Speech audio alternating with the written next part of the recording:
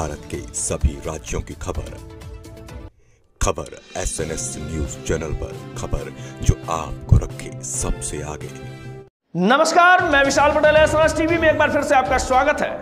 आइए रुक करते हैं कुछ खास खबरों की ओर और दिखाते हैं SNS टीवी की यह खास रिपोर्ट। नमस्कार, SNN न्यूज चैनल से बहुत बड़ा ब्रेकिंग।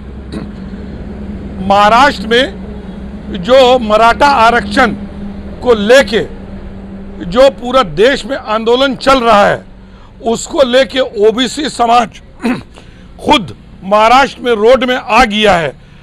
ओबीसी समाज में पूरा हलचल मचा हुआ है, जिसमें महाराष्ट्र के भंडारा जिले में बेला गांव ललित बोंदरे और उनका ओबीसी के दल बल के साथ में खुद बयान दे रहे हैं।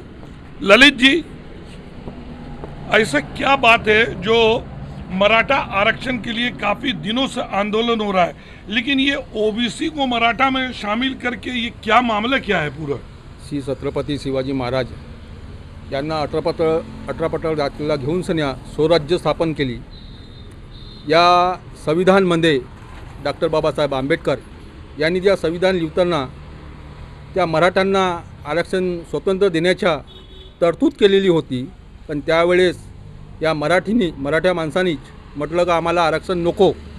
आज आमच्या ओबीसीचा हक्काचं आरक्षण आहे, त्या हक्काचं आरक्षण म्हणून तो मराठा जे जरांगे पाटील स्वतःला मराठ्याचा नेता समजतो, आपल्या हक्कासाठी तुम्ही लढा, अन्याय होत आहे तुमचा, आम्ही आदर करता आणि तुम्ही आपला हक्क मागा। शासनाला हक्क मागायचा तुमचा अधिकार आहे, पण स्वतंत्र मागा। आमच्या ओबीसीच्या कोट्यातून तुम्ही आपला हक्क मागू नाही।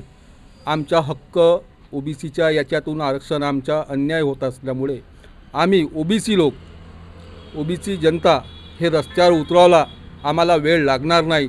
जे जरांगे पाटीलनं जे नेतृत्व केलं, आम्ही तसे नेतृत्व करणार नाही। आम्ही आपला हक्क मागायसाठी जो मराठी माणसाच्या हक्काचा आवाज आहे, आम्हाला प्रेमाना भी मांगता येते आणि कानाखाली आवाज काढून भी मांगता येते। तो आपको ऐसा नहीं लग रहा कि महाराष्ट्र के जो मुख्यमंत्री है देवेंद्र फडणवीस जी, वो उनके विचार क्या है कि ओबीसी को मराठा में देना है कि नहीं देना है, उनके स्टेटमेंट क्या है? माननीय देवेंद्र फडणवीस साहेब, जरांगे पाटलाने जी भूमिका घेतली आहे सरकारवर दबाव टाकण्याचा, या दबावामध्ये माननीय मुख्यमंत्री साहेब हे पडले ना पाहिजेत आणि दबाव कायद्यामध्ये बसवून सन्या त्यांना स्वतंत्र त्यांना आरक्षण मुख्यमंत्री साहेबांनी देण्यात यावी, पण आमच्या ओबीसीच्या कोट्यातून मुळीच नको देण्यात यावी। ठीक।